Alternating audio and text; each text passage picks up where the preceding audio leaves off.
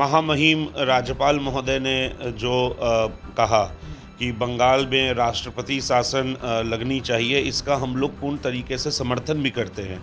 और बचा क्या है बंगाल में लॉ एंड ऑर्डर की दृष्टि से, जहां पर रेप जैसा हीनियस केस हो रहा है आपकी राजधानी में कलकत्ता। ममता बनर्जी जी की दिमाग में सत्ता इस तरीके से हावी हो चुकी है कि उनको एक क्राइम और एक प्रोपोगेंडा के बीच में अब उनको अंतर दिखता नहीं है। इससे पहले भी जब भी कोई वारदातें होती थी तो सीधा सीधी ममता बनर्जी जी का एक ही जवाब होता था, वामपंथी। निम्न मध्य वर्गीय जो हमारे छात्र छात्राएं हैं, जो इतनी कठिनाइयों के बाद भी डॉक्टर बनने का सपना देख के मेडिकल कॉलेजेस में जाते हैं और वहाँ पे वो सुरक्षित नहीं है, ये भी एक बहुत बड़ा मुद्दा है। क्या सुरक्षा सिर्फ पूंजीपतियों के बच्चों के लिए ही है? ममता बनर्जी जो खुद एक महिला हैं, विगत 3-4 दिनों से उनके मुंह से कोई शब्द नहीं निकला और जो स्टेटमेंट्स उन्होंने दिया भी है वो अपने आप में एक शर्मसार करने वाली घटना है। इवन माननीय कलकत्ता हाई कोर्ट ने फटकार भी लगाई है जिस तरीके से राज्य पुलिस का रवैया रहा, और ये कलकत्ता का मामला था, राजधानी का मामला। महिलाओं के ऊपर हो रहे अत्याचार को लेकर आज देश में उबाल है। मैं बिहार के संदर्भ में नहीं, पूरे देश की बात कर रहा हूं। देश में ऐसी 2 घटनाएं घटी हैं।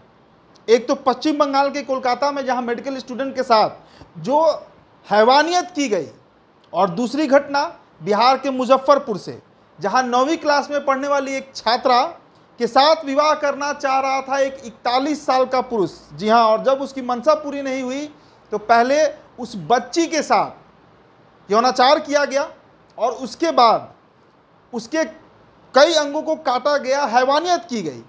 अब ये मामला जो है वो भारत से पार इंटरनेशनल बॉर्डर क्रॉस कर चुका है और पूरे दुनिया में इसकी चर्चा हो रही है। आज 17 अगस्त है और पूरे देश में जितने भी डॉक्टर हैं वो प्रोटेस्ट कर रहे हैं।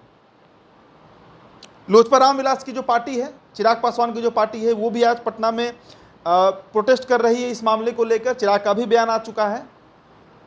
मसला ये नहीं है कि प्रोटेस्ट हो रहा है या नहीं हो रहा है, निर्भया के समय भी हुआ था, आपको याद होगा। सालों बीत गए, दशक बीत गया। अब तो इसका हल कैसे निकलेगा, ये सबसे बड़ा सवाल है। देखिए, इस वीडियो में हमारे साथ राहुल साहब मौजूद हैं। परिचय आप इनका जानते हैं, कई बार हम इनसे रूबरू हो चुके हैं। शिक्षक हैं, इतिहास के शिक्षक हैं। इनके पढ़ाए हुए न जाने कितने बच्चे ऐसे हैं जो आज अधिकारी बनकर बिहार के अलग अलग जिलों में काम कर रहे होंगे। नेता भी हैं, चिराग पासवान से काफ़ी इंस्पायर हैं। युवा हैं तो उनकी पार्टी से जुड़े हुए हैं। नेता भी हैं, सामाजिक कार्यकर्ता भी हैं, हाजीपुर में काम भी करते रहते हैं। इनसे हम इसी मामले पर चर्चा करेंगे। राहुल जी, आपका बहुत बहुत स्वागत है। पहले तो आज कोई पॉलिटिकल चर्चा हमारा नहीं होगा, चर्चा इस बात को लेकर होगा कि जिस तरीके से आज देश का माहौल है, देश ने ये माहौल मनमोहन सिंह के समय भी देखा था, जब दिल्ली में निर्भया कांड हुआ था। आज बंगाल में हुआ है, मुजफ्फरपुर में हुआ, और रोज़ शायद सैकड़ों में संख्या हो सकता है, हज़ारों में हो सकता है जहाँ पर मामले दर्ज नहीं होते होंगे। क्या हमारा कानून कमज़ोर है? भारत का कानून कमज़ोर है, उसमें कोई बड़ा बदलाव खोज रहा है, या सामाजिक विकृति है, मानसिक विकृति है? किस तरीके से देख रहे हैं आप? देखिए उदीप जी, सबसे पहले तो जो घटना हुई विगत दिनों 9 अगस्त में कलकत्ता के आरजी कर अस्पताल में, और साथ ही साथ जो विगत दिन बिहार के मुजफ्फरपुर में भी जो घटना घटी है, वो अपने आप में एक शर्मसार घटना है। और जब हम लोग 78वीं वर्षगांठ अपनी स्वाधीनता का मना रहे हैं, उस समय इन घटनाओं का आना पूरी तरीके से एक सभ्य समाज को झंझोड़ के रख देता है। जहाँ तक आपने कानून की बात की, तो मैं ये कतई मानने को तैयार नहीं हूँ कि हमारा कानून जो है वो ठोस नहीं है। हाँ, कुछ नई चीज़ें हैं जहाँ पे और कठोर कानून बनाने की ज़रूरत है। जैसे कि कोलकाता के ही रेप केस की हम लोग बात करें, जहाँ पे अभी तक जो तफ्तीश आई है और जहाँ पे ये पता चल रहा है कि उस मेडिकल कॉलेज के प्राचार्य भी संलिग्ध थे इस घिनौनी अपराध में, तो बात फिर ये भी आती है कि जो पीड़िता थी वो एक बेटी, एक बहन के साथ साथ एक होनहार मेडिकल छात्रा भी थी। और ये जो घटना घटित हुई है, ये सरकारी अस्पताल में घटित हुई है।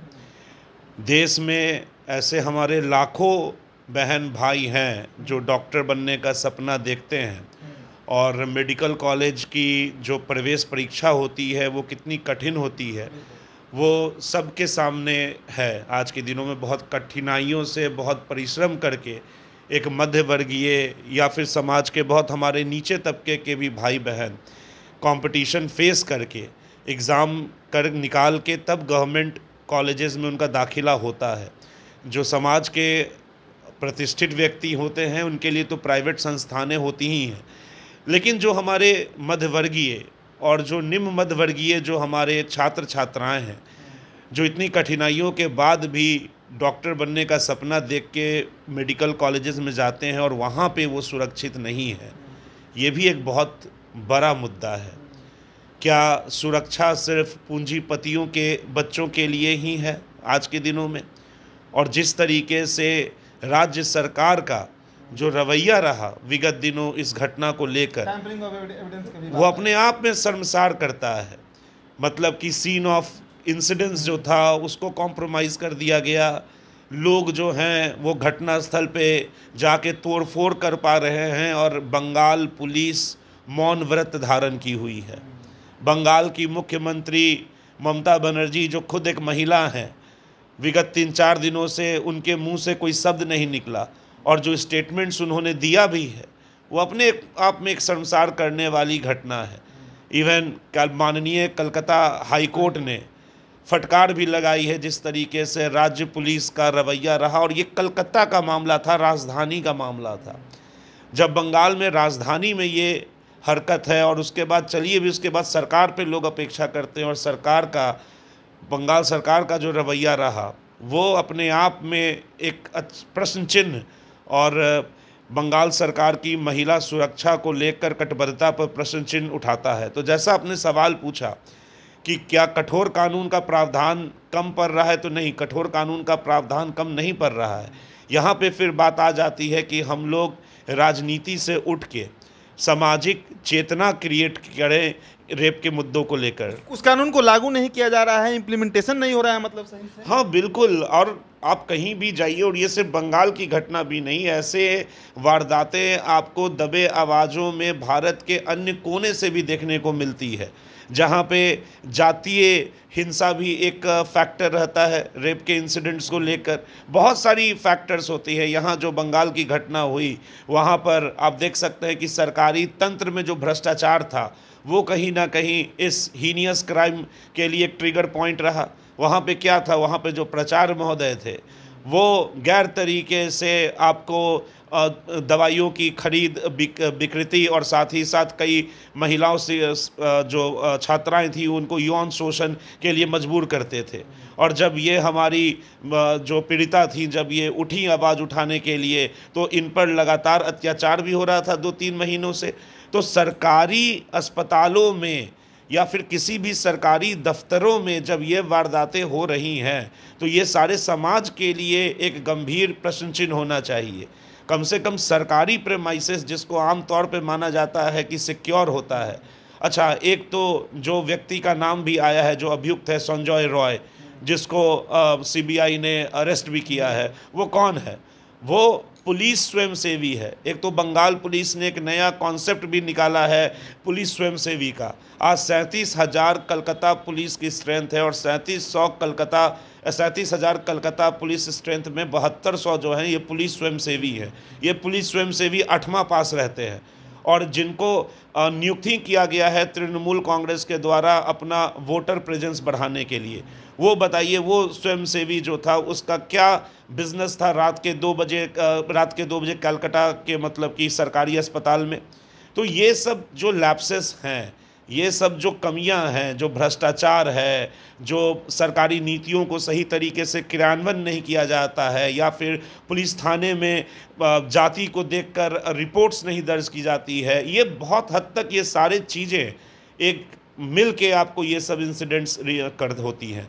बंगाल के पूर्व राज्यपाल ने कई बार सार्वजनिक मंचों से भी कहा था कि 356 लागू कर देना चाहिए बंगाल में, यानी प्रेसिडेंट रूल, राष्ट्रपति शासन। बंगाल में चुनाव होता है, हिंसा हो जाता है, आम दिन में हिंसा होता है। लॉ एंड ऑर्डर आज अगर देखा जाए राहुल जी, तो पूरे देश में, अगर मेरा अपना जो नज़रिया है, सबसे चरमराया हुआ बंगाल में है। केंद्र एक्शन क्यों नहीं ले रही है? ममता बनर्जी सोचिए इस मामले पर इतने गुस्से में थी कि उन्होंने कह दिया कि आपको हमारे सरकार पर भरोसा नहीं तो सीबीआई को जांच दे दीजिए। हालांकि अब सीबीआई इसमें इन्वॉल्व हो गई है। केंद्र क्यों नहीं कोई एक्शन ले रहा है? आपके नेता भी अभी 2 दिन पहले पटना आए थे, उन्होंने ममता बनर्जी के ऊपर ही सवाल उठाया, भाई वो भी सत्ता में है, केंद्र क्यों नहीं एक्शन ले रही है? आपको नहीं लगता कि बंगाल का लॉ एंड ऑर्डर जो है आज चरमराया नहीं है, ध्वस्त हो चुका है? देखिए, महामहिम राज्यपाल महोदय ने जो कहा कि बंगाल में राष्ट्रपति शासन लगनी चाहिए, इसका हम लोग पूर्ण तरीके से समर्थन भी करते हैं।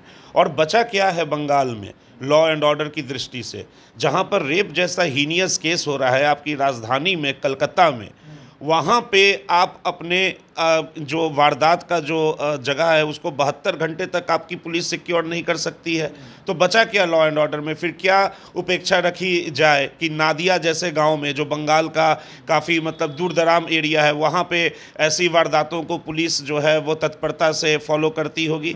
तो निश्चित रूप से, और आप देखते भी होंगे राष्ट्रीय मीडिया में भी कि जब जब चुनावें होती हैं तो कहीं बॉम्ब फेंक दिया गया है, कहीं पे कहीं ना कहीं आपको वारदातें दिखती ही हैं बंगाल में। तो जो महामहिम महोदय का जो कथन है उसकी हमारी पार्टी पूरी तरीके से समर्थन करती है। जहां तक बात है आपके हमारे नेता को लेकर, तो हमारे नेता माननीय श्री चिराग पासवान जी ने कड़े शब्दों में इस घटना की निंदा की थी, और साथ ही साथ जो बंगाल की मुख्यमंत्री हैं ममता बनर्जी, उनको भी क्रिटिसाइज़ किया था उन्होंने। लेकिन राष्ट्रपति शासन लगा देना अब माननीय श्री चिराग पासवान जी जो हैं वो उनके मंत्रालय का वो है नहीं।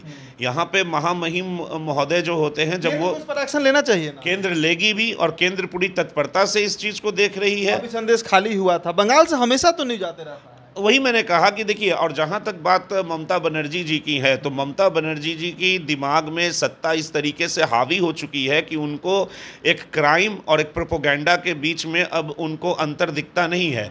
इससे पहले भी जब भी कोई वारदातें होती थी तो सीधा सीधी ममता बनर्जी जी का एक ही जवाब होता था, वामपंथी लोगों ने किया है उनकी सत्ता को हटाने के लिए। अभी भी जो कोलकाता में जो रेप केस हुए उसके 2 दिन पहले ही जो ममता बनर्जी जी का जो बयान आया है उसमें उन्होंने वाम और राम कहा है कि वाम और राम लोग करवा रहे हैं। अब बताइए, इस तरीके का मतलब कि गैर जिम्मेदाराना बयान एक मुख्यमंत्री से, जो अपनी स्टेट के राजनीतिक दलों पर ऐसी ओछी आरोप लगाती हैं, तो ममता बनर्जी जी पे किसी भी तरीके के इंसाफ का या फिर सुशासन का जो मतलब अपेक्षा रखना, ये अपने आप में एक मूर्खता होगी। और अभी वो अपने गद्दी देने भी वाली हैं अपने भतीजों को, अभिषेक बनर्जी जी को।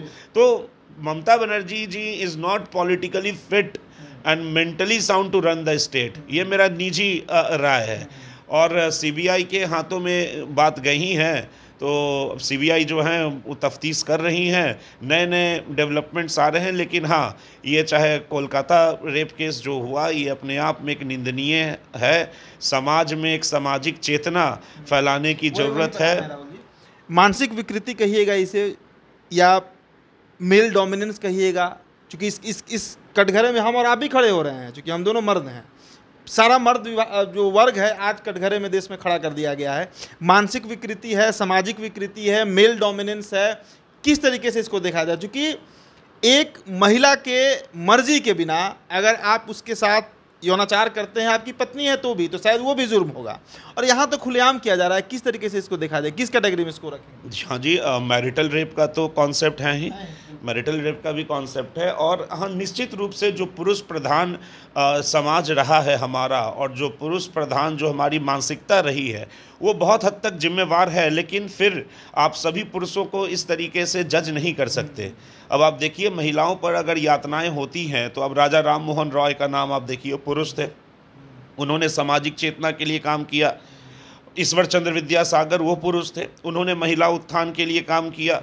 विडो रिमैरेज, विधवा पूर्ण जो शादी होती थी वो उन्होंने कराया। महादेव गोविंद रानाडे वो भी पुरुष थे, उन्होंने भी महिला उत्थान के लिए काम किया है। तो सभी पुरुषों को आप इस तरीके से आकलन नहीं कर सकते। लेकिन हाँ, एक पुरुष प्रधान समाज की मानसिकता और अशिक्षता जो होती है, इलिटरेसी, वो भी बहुत हद तक जिम्मेवार हैं। लेकिन इन सभी के अलावा हमें समाज में एक चेतना फैलाने की ज़रूरत है। जैसे बहुत सारे अपराध हैं, जिनको सामाजिक तरीके से जिनको प्रतिबिंब माना जाता है, जैसे कि हत्या की ही बात कर लीजिए, तो हत्या एक कॉमन कॉन्सेप्ट है जिसको सभी लोग एक, हाँ, घृणिक अपराध है।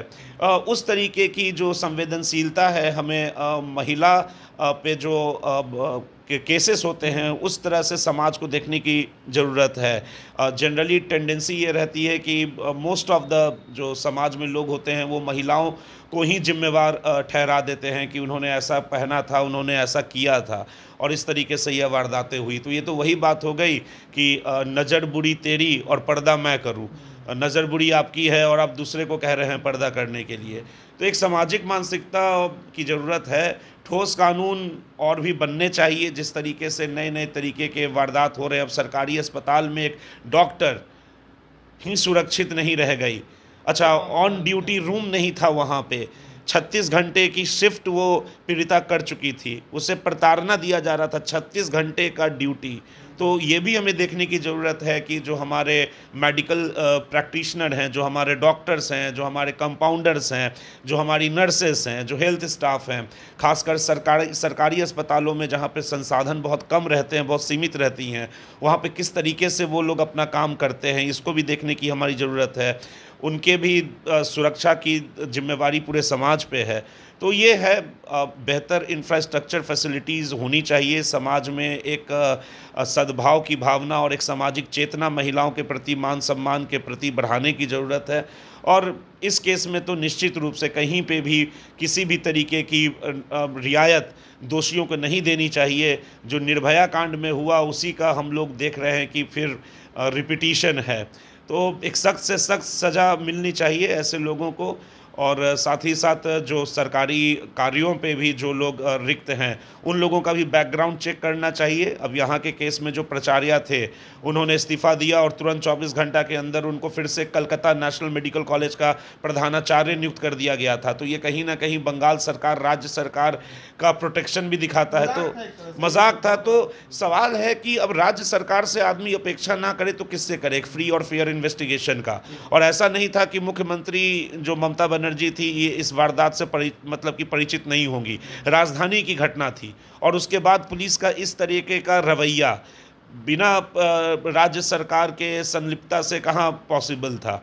तो ये सब देखने की ज़रूरत है। और मेरी संवेदना है पीड़िता की परिजनों और पीड़िता के माता पिता से। और निश्चित रूप से ये जो हुआ वो शर्मसार करने वाली घटना थी, जिसको किसी भी तरीके से निंदा की जाए वो बहुत ही कम है। तो देखिए, पूरा देश आज गुस्से में है, लोगों में उबाल है, अलग अलग तरीके से अपनी बातों को रखा जा रहा है, मर्दों को कटघरे में खड़ा किया जा रहा है। और किया भी क्यों ना जाए, घटना तो अंजाम मर्द के द्वारा ही दिया गया है। लेकिन इन सब से ऊपर हमारी सामाजिक जिम्मेदारी, सरकार की नैतिक जिम्मेदारी और कोर्ट का जो जिम्मेदारी है न्याय देने का, उस पर आज भी इस देश में लोगों को उम्मीद है कि कोर्ट शायद कुछ इंसाफ करेगा। हालांकि देखिए, अब सीबीआई के पास मामला चला गया है। ममता बनर्जी ने भी कहा है कि फांसी की सज़ा दी जाएगी। लेकिन गैर जिम्मेदाराना जो काम बंगाल में किया गया उसको लेकर ही आज पूरे देश के डॉक्टर एक हो गए हैं। और लोजपा रामविलास भी और पूरा जो बीजेपी कुनबा है, आप यूँ कहिए कि पूरा देश की तमाम पार्टियाँ, तेजस्वी यादव, सभी लोग फिलहाल इस वक्त डॉक्टरों के साथ खड़े हैं। हमारे साथ चर्चा में राहुल साहब मौजूद थे। बहुत बहुत शुक्रिया।